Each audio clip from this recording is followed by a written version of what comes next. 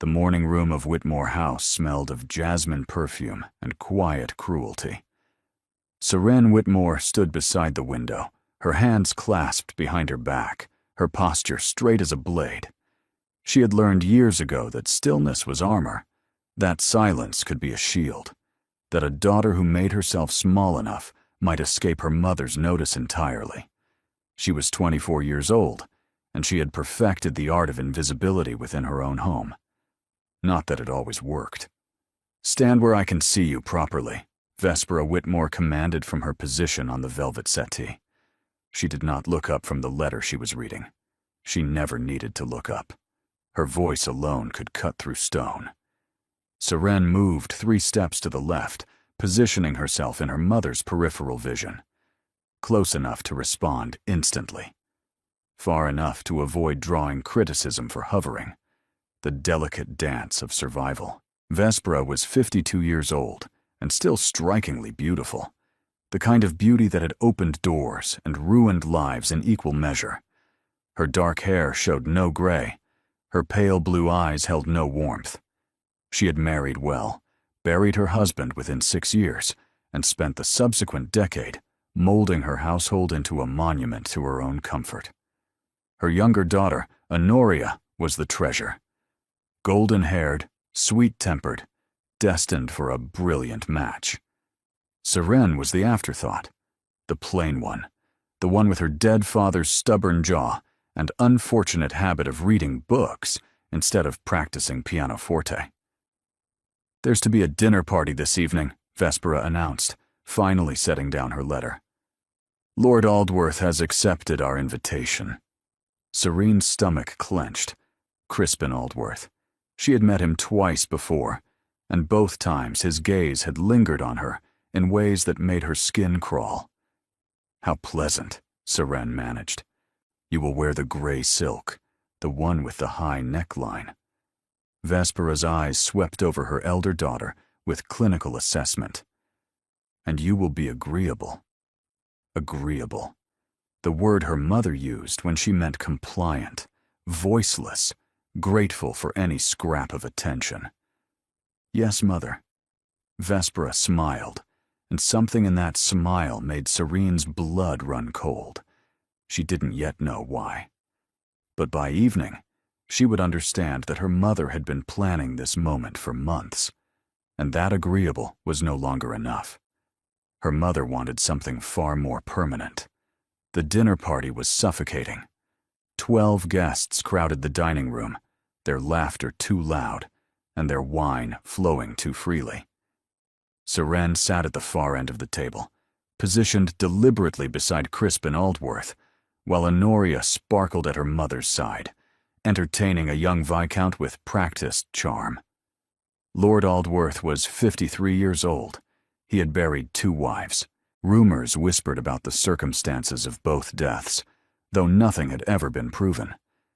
He was wealthy beyond measure, politically connected, and possessed of appetites that polite society preferred not to discuss. He was also watching Seren with undisguised hunger. "You're very quiet, Miss Whitmore." His voice was cultured, pleasant even. The voice of a man who had learned to mask his true nature beneath layers of civility. "I prefer listening to speaking, my lord." "How refreshing. My late wife talked incessantly." He leaned closer, and Seren caught the scent of wine and something sour beneath it. "I find quiet women far more manageable." She wanted to flee. She wanted to overturn the table and run until her lungs burned. But she could feel her mother's gaze from across the room, sharp as broken glass. Agreeable. Be agreeable. After dinner, the guests retired to the drawing room. Seren attempted to slip away to the library, her usual refuge, but her mother intercepted her at the door. "Come with me." Vespera's fingers closed around Seren's wrist like a manacle. "There's something we must discuss. Privately." She was led to her father's old study, unused since his death, except when Vespera wanted privacy for unpleasant conversations. The room smelled of dust and forgotten memories. Lord Aldworth was already waiting inside. Serene's heart stopped. "Sit down," Vespera instructed, releasing her wrist with a small push toward the chair facing Aldworth. "Lord Aldworth has made a most generous offer, and you will listen carefully." "An offer? For your hand?" Vespera's smile was triumphant. "He's willing to overlook your lack of dowry, your plain features, and your regrettable age. He sees potential in you that, frankly, I never have. You should be grateful." The room tilted. Serene gripped the arms of her chair to steady herself. "Mother, the settlement is extraordinarily generous," Vespera continued, as if Serene hadn't spoken. "He'll provide for Honoria's season next year. He'll clear the remaining debts your father so inconsiderately left us, and in exchange, you'll become Lady Aldworth within the month." Within the month. Serene looked at Crispin Aldworth, at the satisfied curve of his lips, the possessive gleam in his watery eyes. This was a man who collected things, who broke things, who had buried 2 wives and was shopping for a 3rd, and her mother was selling her to him. "I won't." The words emerged before she could stop them. "I refuse." The slap came without warning. Vespera's hand connected with Serene's cheek so hard that her vision blurred. She tasted copper, heard ringing in her ears. "You don't refuse." Her mother's voice was ice. "You have never had that right. You've been a burden since the day you were born, eating my food, wearing clothes I paid for, and taking up space that could have gone to a daughter worth loving. This is the first useful thing you will ever do for this family, and you will do it." Serene stared at her mother, at this woman who had borne her, raised her, and apparently despised her for 24 years, without ever revealing the full depth of that hatred. Until now. "The banns will be read Sunday," Lord Aldworth said calmly, as if discussing the weather, rather than purchasing a human being. "I'll send the carriage for you Friday week." Friday week. 11 days until her life ended. "Leave us," Vespera commanded. "Go to your room and stay there until you're fit to be seen. That mark on your face is unseemly." Serene rose on unsteady legs. She walked to the door with the careful precision of someone holding themselves together through sheer will. She made it to the entrance hall before she heard it. The sound of carriage wheels on gravel.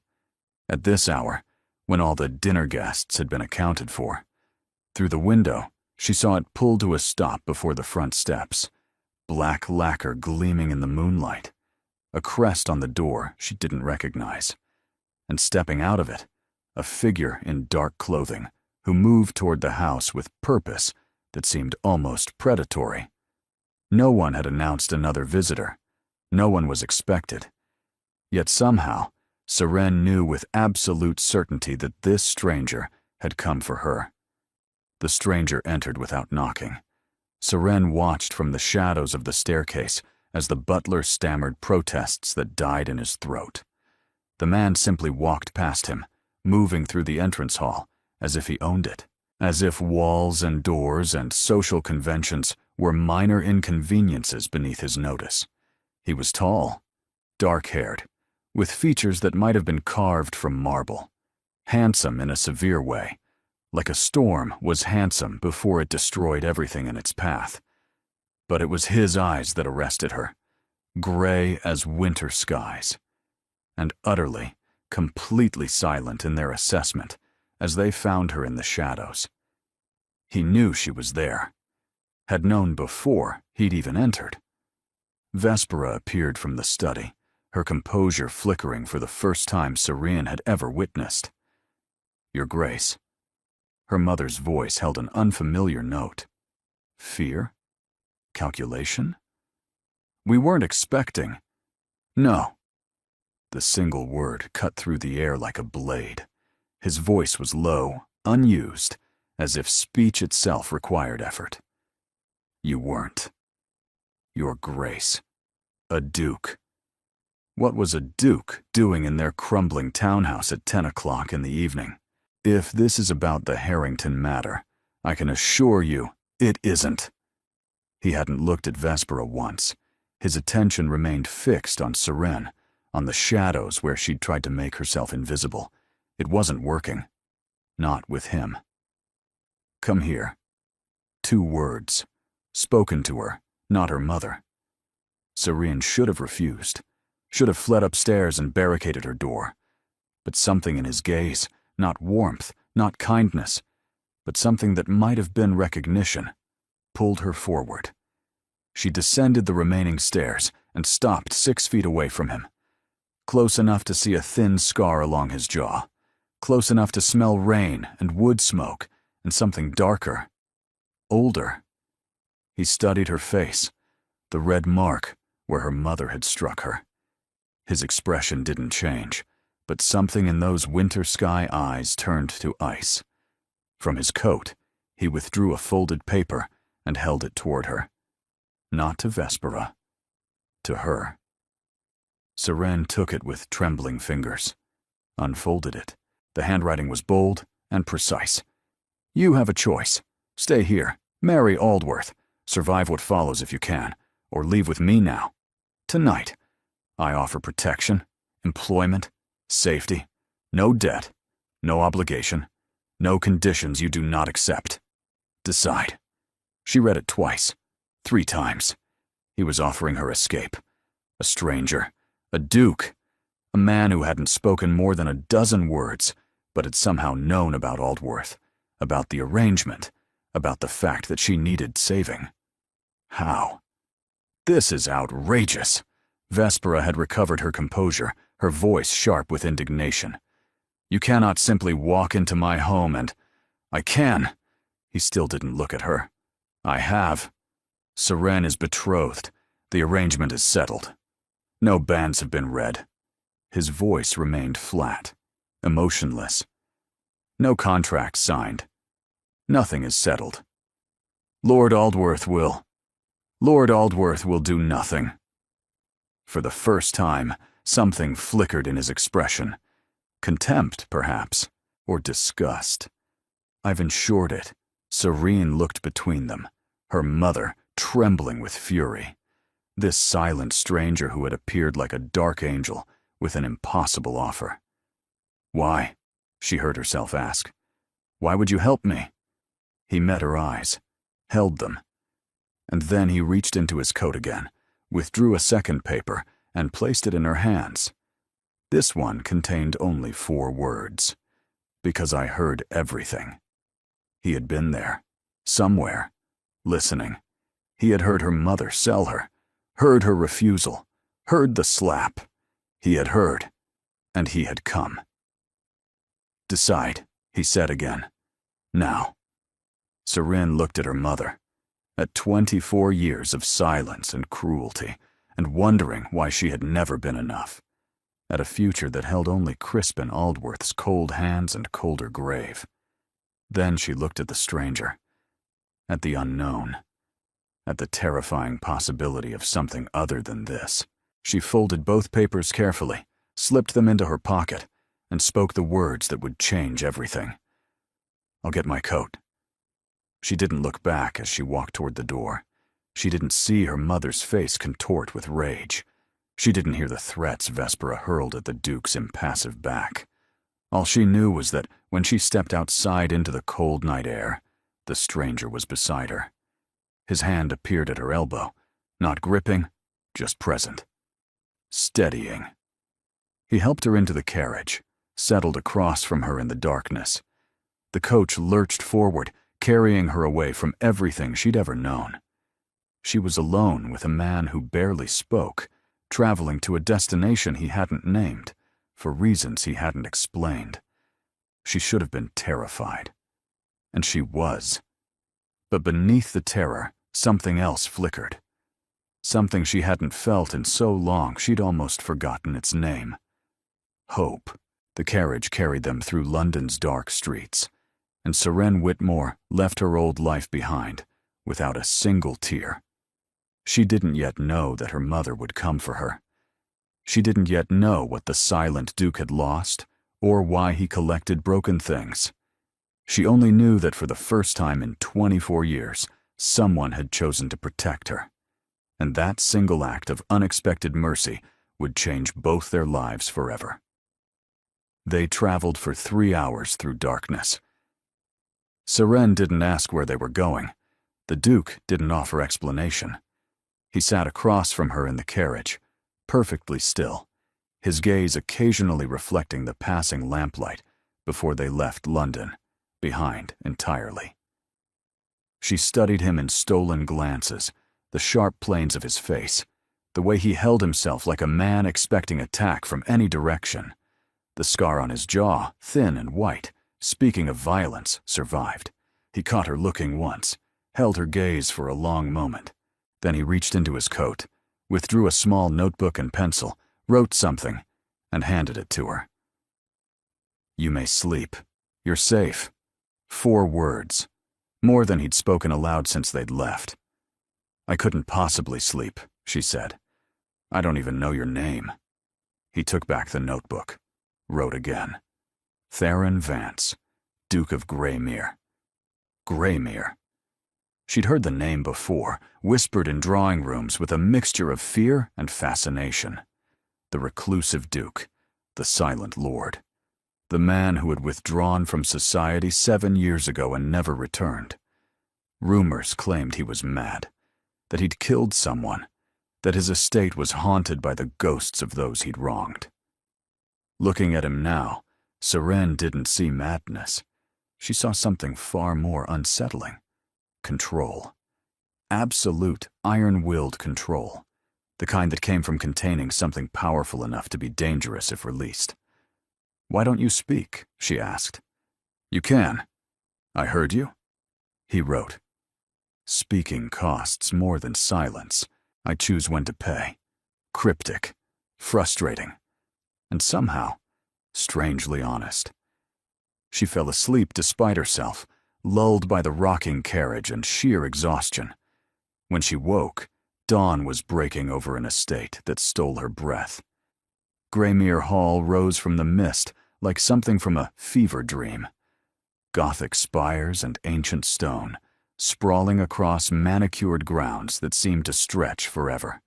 Beautiful and forbidding in equal measure.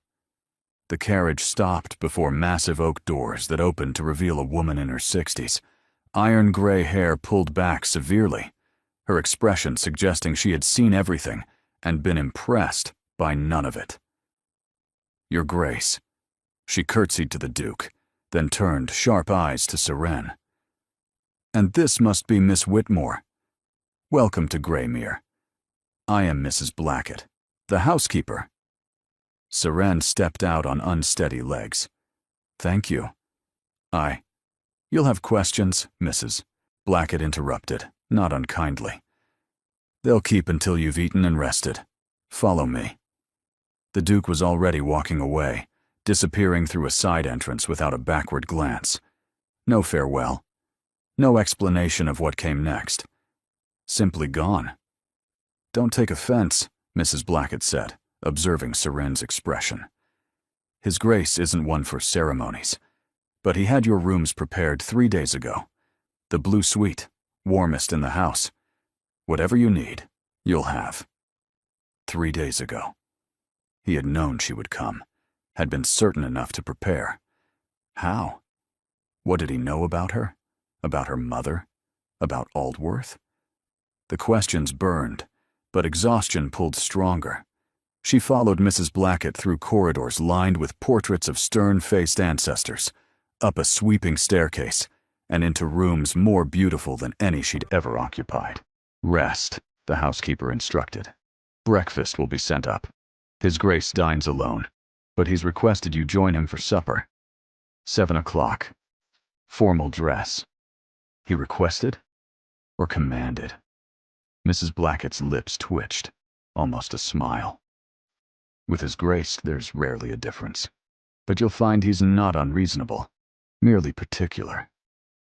She left Seren alone in the blue suite, surrounded by silk and mahogany, and the profound silence of a house that seemed to breathe secrets.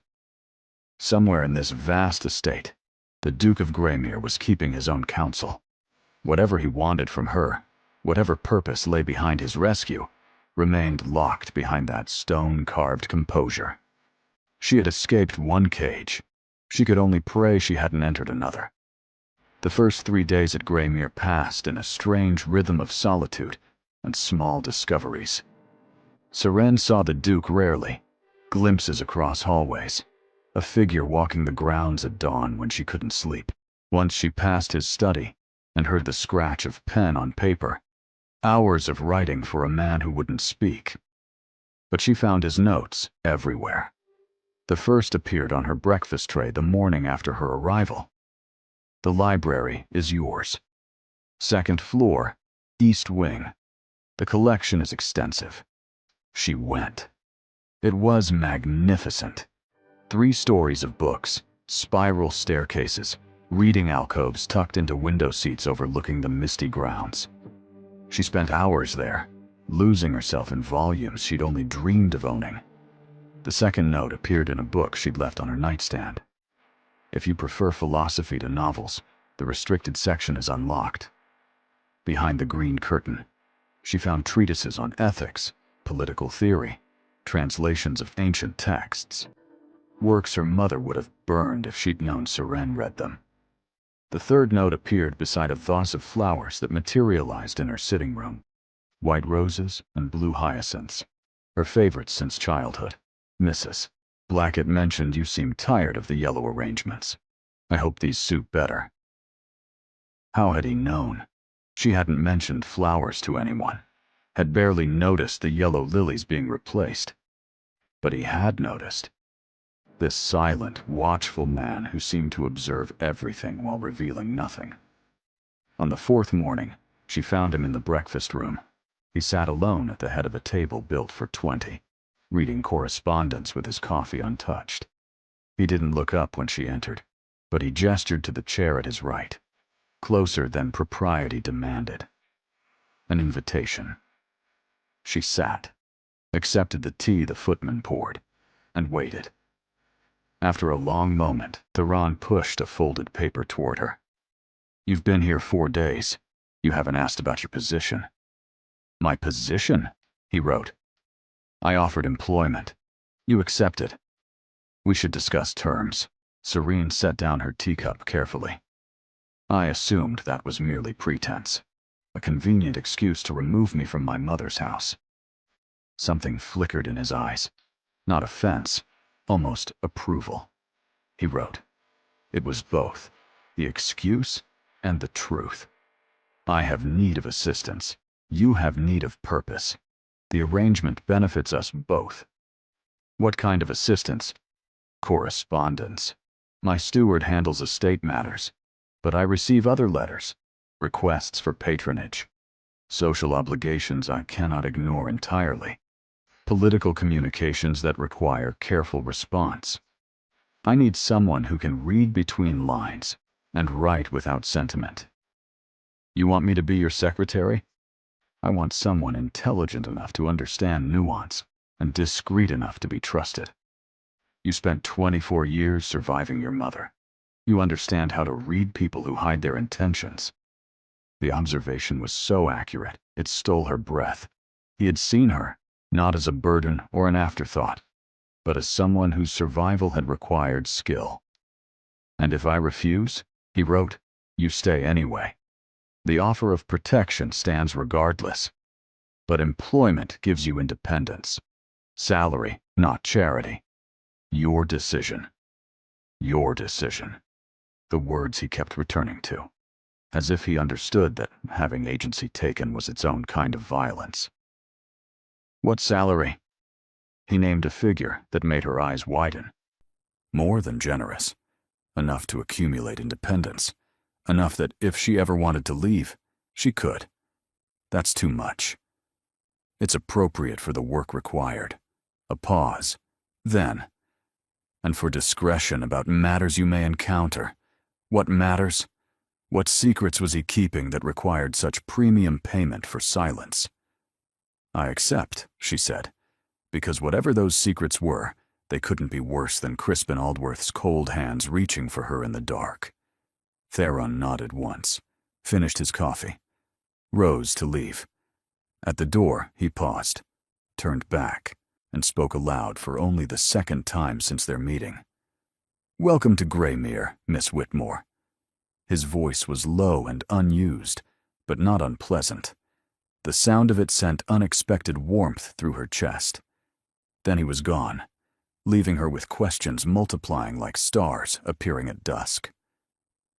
That afternoon, she began work in the study adjoining his.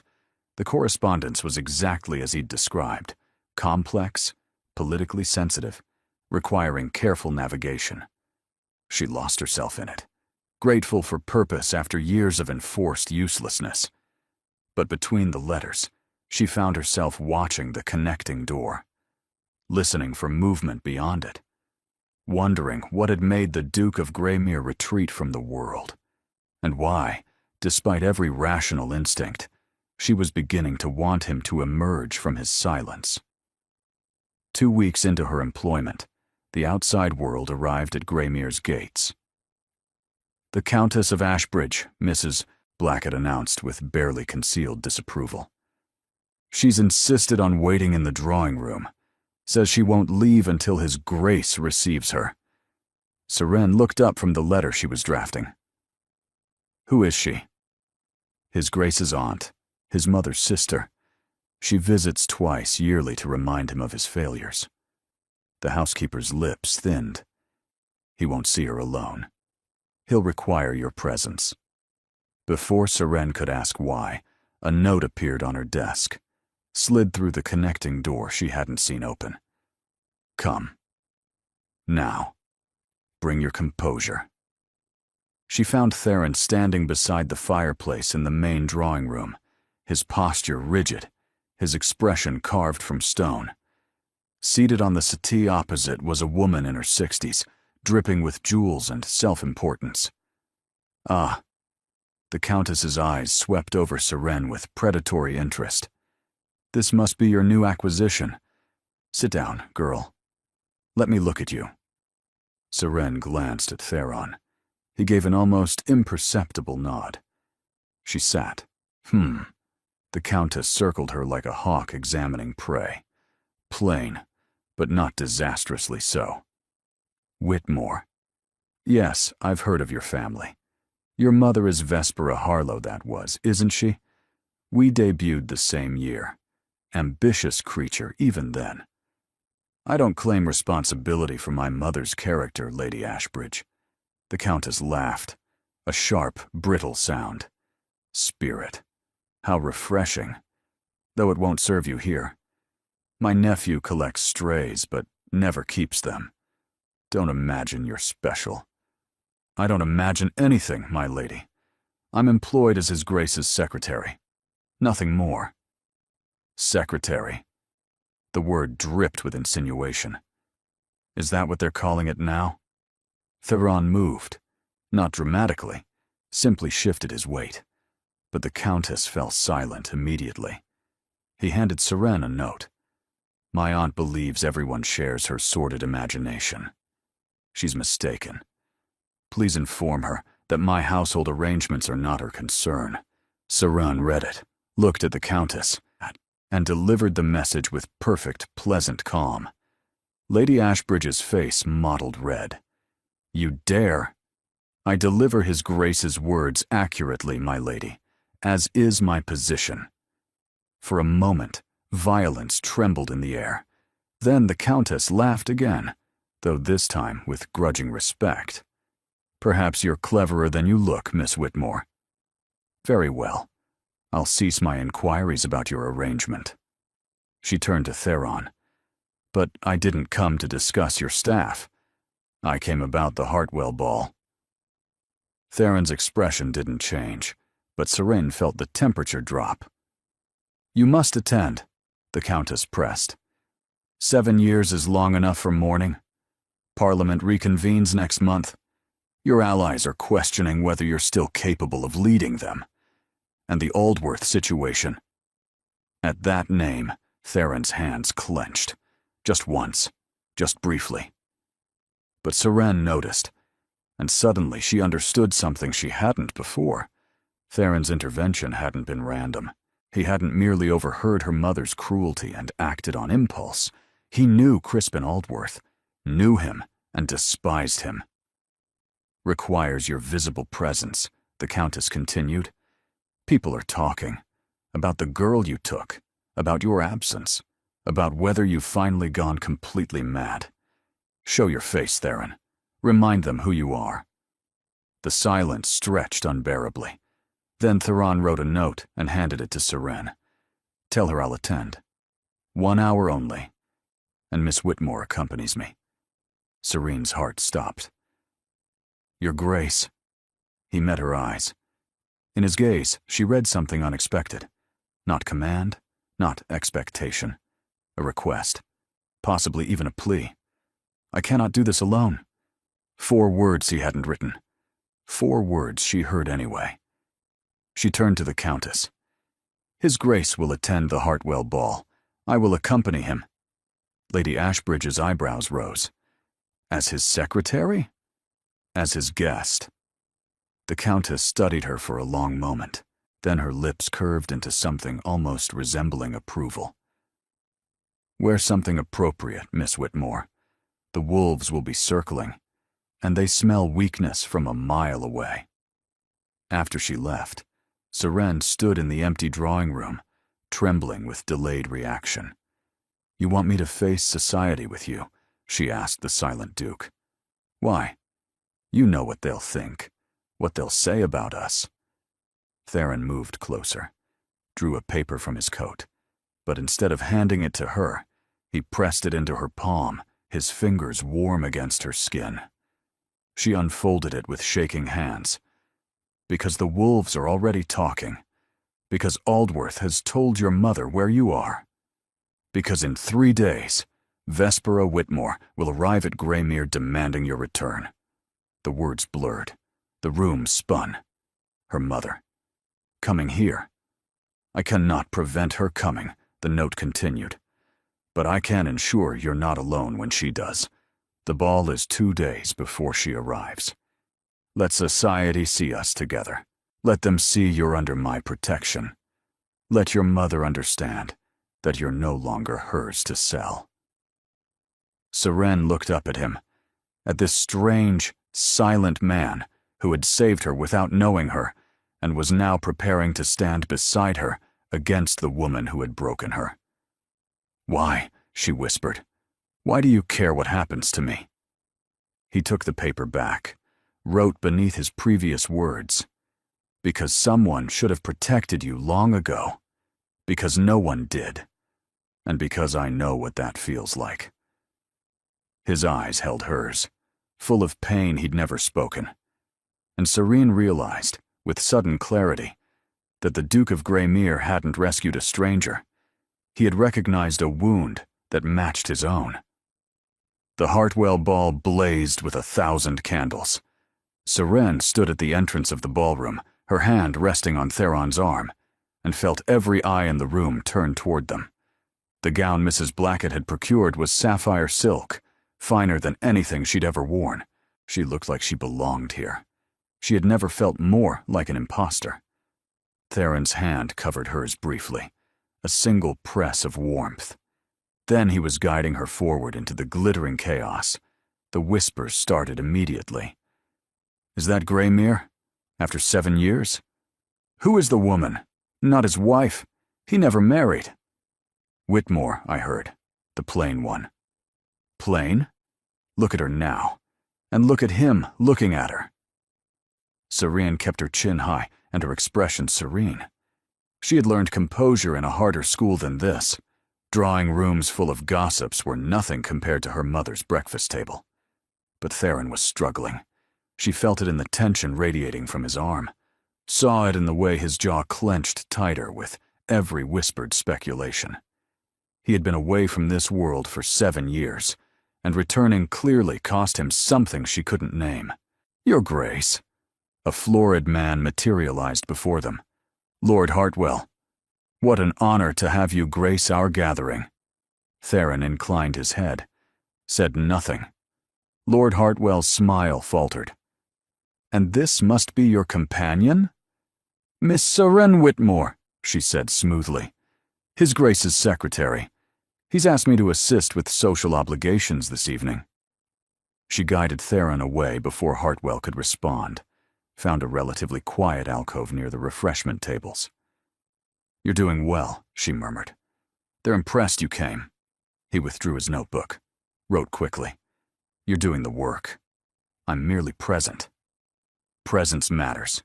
You're reminding them you exist."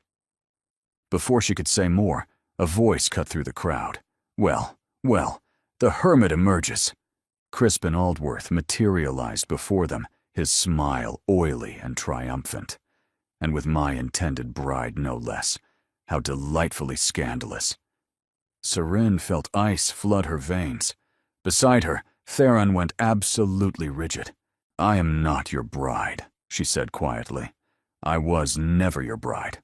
No contracts were signed." "Technicalities." Aldworth waved a dismissive hand. "Your mother made promises, accepted payment. In the eyes of many, you're already mine." His gaze traveled over her with proprietary contempt. "Though I admit, Greymere, you've polished her nicely." The sound Theron made wasn't quite human. Low, dangerous, a growl that vibrated through his chest and silenced every conversation within 20 feet. Then he spoke, aloud, his voice carrying clearly across the stunned ballroom. "Touch her. Speak of her. Look at her with those eyes again." Each word fell like a hammer blow. "And I will destroy everything you've built. Every alliance, every investment, every secret you've paid to keep buried. I know them all, Aldworth. Every single one." The silence was absolute. Aldworth's face had gone white. "You can't." "I can." Theron stepped forward, and Aldworth actually stumbled back. "I've been silent for 7 years, but I've been watching, listening, recording. Your dealings with the Harrington estate, your arrangements with certain establishments, the circumstances surrounding your wives' deaths." Seren watched the blood drain from Aldworth's face entirely. "Leave," Theron said. "Now. And if you ever approach Miss Whitmore again, everything I know becomes public record. Parliament, the courts, the newspapers." Aldworth fled. The whispers erupted like wildfire, but Seren barely heard them. She was staring at Theron, at this man who had been silent for 7 years and had broken that silence to defend her. "You spoke," she whispered. He looked at her, and for the first time, she saw something other than pain in his gaze. She saw hope. "For you," he wrote, his hand trembling slightly. Words finally meant something again. The carriage ride home was silent, but it was a different silence than before. Charged, electric, full of things neither of them knew how to say. Seren sat across from Theron, watching moonlight play across his features. He had spoken tonight. Not just spoken, declared war on her behalf. "How long have you been watching Aldworth?" she asked finally. He withdrew his notebook. "Since he killed Marisol." The words stopped her heart. She was 17, engaged to him before I could intervene. Dead within a year. They called it a riding accident. I knew the truth. Seren closed her eyes. "Your sister was his first wife." "Yes. And you've been building a case against him ever since. Waiting for the right moment. Gathering evidence. When I learned he'd found another victim, I couldn't wait any longer." She opened her eyes. "You rescued me because of her. I rescued you because no one should suffer what she suffered." His writing grew more forceful. "But I kept you because of you.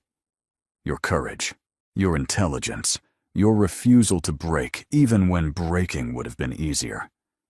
Tears burned behind her eyes. No one had ever seen her like this. "I've watched you these past weeks," he continued. "You're remarkable, Seren. Not because you need saving, but because you save yourself with every decision you make. Theron, I know I'm not what you imagined. A silent, scarred man with a dead sister and more enemies than friends. I know this arrangement was meant to be temporary. I never said. You don't have to. He set down his pencil, met her eyes. But I need you to know that if you chose to stay, not as an employee, not as a guest, I would give you everything I have. Every word I've hoarded for 7 years. Every silence that's been waiting for someone worth breaking it for. She couldn't breathe. You're asking me to stay? He shook his head slowly, then spoke aloud, his voice hoarse with emotion. I'm asking you to decide, whatever you want, whoever you want to become. I'll support it, whether that future includes me or not. He was offering her freedom. Real freedom. He was offering to let her go, if that's what she wanted. And in that moment, Seren realized she didn't want to go anywhere. What if I choose you? She whispered. His expression cracked, vulnerability bleeding through the iron control. Then I would spend every day trying to deserve that. She crossed the carriage, sat beside him, took his face in her hands, feeling the scar beneath her fingertips. You already deserve it, she said. You earned it the moment you walked into my mother's house and offered me something no one else ever had. What? Belief that I was worth saving. She kissed him. It wasn't gentle. It wasn't careful. It was 7 years of his silence, and 24 years of her invisibility colliding in a single, desperate press of mouths and breath and hunger. His arms came around her, crushing her close, and she felt the sound he made, halfway between a groan and a sob, vibrate through her entire body. When they finally broke apart, gasping, he pressed his forehead to hers. Stay, he breathed. Not because you have nowhere else to go, but because this is where you want to be. I'll stay, she promised, for as long as you'll have me. Forever, then. His voice cracked on the word. I'll have you forever. The carriage carried them home through the darkness, and Seren fell asleep against Theron's shoulder. She didn't know that her mother was already en route to Greymere. She didn't know that the hardest battle was still to come. But she knew, with absolute certainty, that she would face it with him beside her. Vespera Whitmore arrived at noon, 2 days later, in a hired carriage that looked shabby against Greymere's grandeur. Seren watched from the upstairs window as her mother emerged, adjusting her hat with practiced grace. She's here, she said quietly. Theron appeared beside her. His hand found hers, fingers interlacing. Together, he said. One word. All that was needed. They descended to the entrance hall as Mrs. Blackett admitted the visitor. Vespera's eyes swept the magnificent space with naked avarice before landing on Seren. For a moment, something flickered across her face, surprise at seeing her eldest daughter dressed in silk and standing beside a duke. Then the familiar coldness settled into place. Seren. Her mother's voice dripped with false sweetness. I've been so worried, running off in the middle of the night without a word. I imagine they think I escaped a fate worse than death, Seren replied calmly, which is precisely what happened. Vespera's smile thinned. Such dramatics. Lord Aldworth was a perfectly suitable match. Lord Aldworth is a murderer, Theron said. His voice, still graveled from years of disuse, carried an authority that made Vespera flinch. That's a serious accusation, Your Grace. It's a serious truth, one I'll prove in court if necessary. Something shifted in Vespera's expression, the sweet mask cracking. I see. She redirected her attention to Seren. So, this is your plan. Warm the Duke's bed until he tires of you. The words should have hurt. Once they would have devastated her. Now, Seren merely smiled. You don't know me at all, Mother. You never bothered to learn. I know you're an ungrateful wretch. You sacrificed nothing. Serene's voice cut like glass. You sold my dowry when I was 14, used my inheritance to fund Honoria's wardrobe, told me daily that I was worthless. And when you finally found a buyer, you slapped me for daring to refuse. The words hung in the air, each one a blade. How dare you? I dare because I'm no longer afraid of you. Serene stepped forward, and her mother actually retreated. I spent 24 years trying to earn your love, but I was never the problem. You were. You insolent! Leave. Theron moved to stand at Serene's shoulder. Now. Vespera drew herself up. I am her mother. I have rights. You have nothing. His voice was devastating in its calm. No legal claim over an adult daughter. No social standing that can't be destroyed by what I know about your dealings with Aldworth. He withdrew a document from his coat, handed it to Vespera with cold precision. This is an accounting of every debt your husband left, every sale you made of your daughter's inheritance, every payment you accepted from Aldworth. It's all documented, ready for the courts if you ever approach Serene again. Vespera's hands shook as she scanned the papers. You can't prove. I can prove everything, and I will, publicly, unless you return to London, remain there, and never contact your daughter again. The silence stretched like a blade. Then Vespera crumbled. You don't understand, she whispered. Your father left us nothing but debts. I did what I had to. You had other paths, Serene said quietly. You could have told me the truth, asked for my help. But you didn't, because you never saw me as a daughter, only as a problem to be solved. Serene, goodbye, Mother. She turned away, felt Theron's hand at her back, steadying and supporting. Behind her, she heard her mother's ragged breathing, the rustle of silk, the click of heels on marble growing fainter, then gone. Serene stood in the entrance hall of Greymere and felt 24 years of chains fall away. She was trembling, tears streaming down her face, but beneath the grief and relief, something else was growing. Freedom. Real freedom. It's over, she whispered. Theron turned her to face him, cupped her face in his hands, kissed her forehead with impossible tenderness. It's over, he confirmed, and everything else is just beginning. That night, they sat together in the library, the fire crackling softly. Serene felt hollow, scraped clean, as if confronting her mother had emptied her of something she'd been carrying so long she'd forgotten its weight. I thought I'd feel triumphant, she said quietly. I thought defeating her would feel like winning. What does it feel like instead? She considered. Sad. Not for her. She made her decisions. But for the little girl who spent years believing she was the problem. Theron set down his wine, moved to kneel before her chair, taking her hands in his. That girl survived, he said softly. She learned to read people. She learned silence as protection.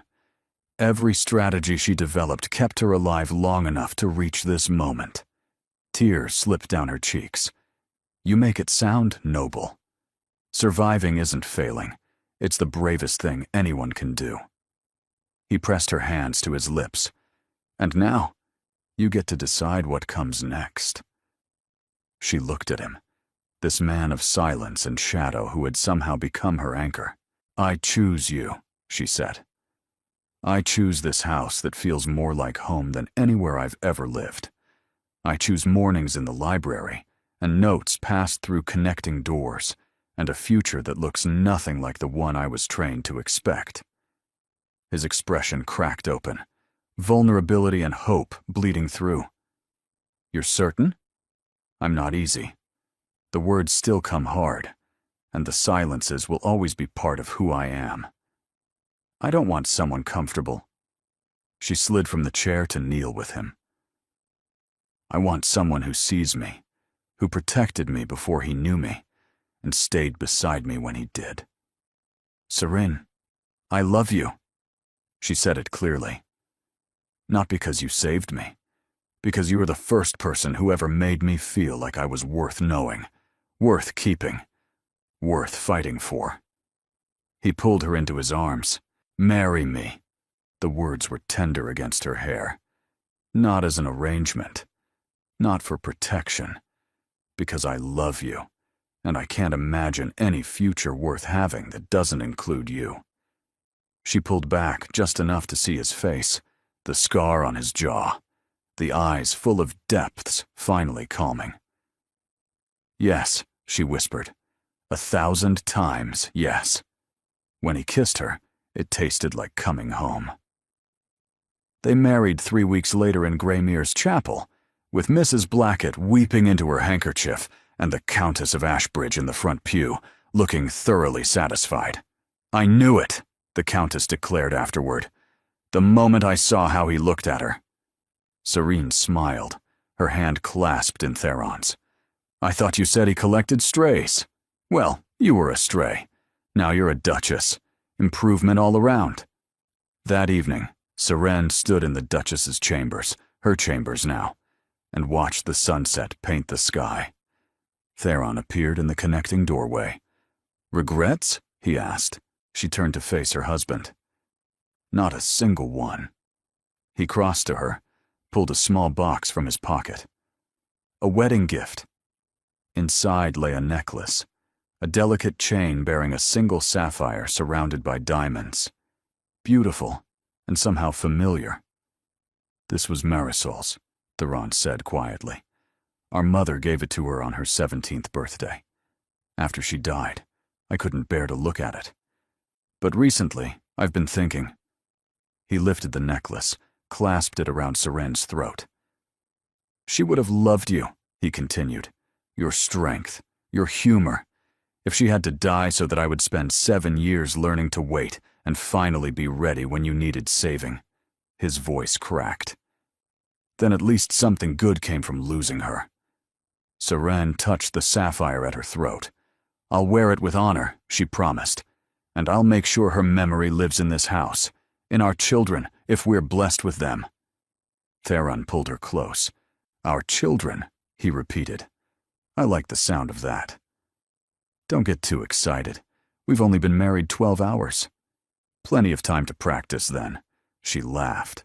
A real laugh, free and unguarded, and let him sweep her into his arms. The night that followed was tender and passionate, and everything she'd never dared hope for. She was the Duchess of Greymere, and for the first time in her life, she was exactly where she belonged.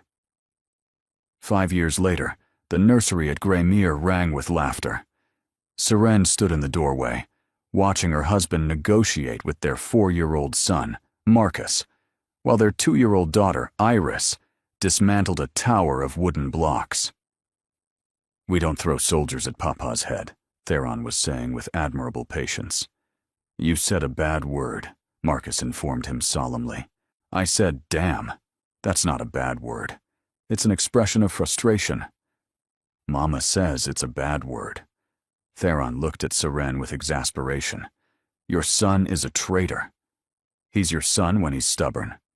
She crossed to rescue Iris from her demolished architecture. How's your study surviving? 3 ink spills, 1 overturned tea service. He gathered Marcus despite the boy's protests. I've written more words in 5 years than in the previous 7 of silence. Seren laughed. She did that often now, laughed freely, without fear. There was a letter from Honoria, she said. She's asking if she might visit in spring. After Vespera's banishment, Honoria had written to Seren, tentatively at first, then with growing honesty. She had known nothing of their mother's cruelty until it became public. They weren't close, perhaps never would be. But they were trying. Then invite her, Theron said. You deserve family that actually acts like family. I have family. She leaned into his embrace. You, the children, Mrs. Blackett, even your aunt. We're quite the collection of strays. We're home, she corrected. Strays who found each other. Later, after the children were asleep, Seren and Theron sat together in the library. Do you ever think about how it started? Seren asked. The silent notes. The absolute absurdity of it all. Every day, he pulled her closer. I think about how easily I might have missed you, how grateful I am that I acted instead of simply observed. Words finally meant something. Because you made them mean something. He tipped her chin up. You gave me a reason to speak again. To live again. Seren kissed him softly. And you gave me a reason to be visible. To believe I was worth seeing. You always were. I know that now. She smiled against his lips. Because you showed me. They sat together as the fire burned low. Tomorrow would bring the usual chaos. Children's tantrums, estate business, letters requiring careful response. But tonight, there was only this. Two people who had found each other in the darkness and chosen, deliberately and daily, to walk together into the light. It wasn't the ending Seren had ever imagined. It was infinitely better, because the girl who had learned to disappear had finally found someone who saw her, truly saw her, and loved exactly what he found. And the man who had chosen silence had discovered that some words were worth breaking 7 years of quiet to speak. I love you. Stay. Forever. Some stories begin with lies and end with truth. Theirs was one of them. Thank you for staying with us until the very end of this journey. If this story made your heart ache and sing in equal measure, please show your support by liking, commenting, subscribing, and sharing with fellow lovers of romance and redemption. Your support keeps our storytelling corner alive and thriving. Stay tuned. Another emotional tale is waiting for you. Click, listen, and let yourself be swept away once more. From all of us, thank you for being here.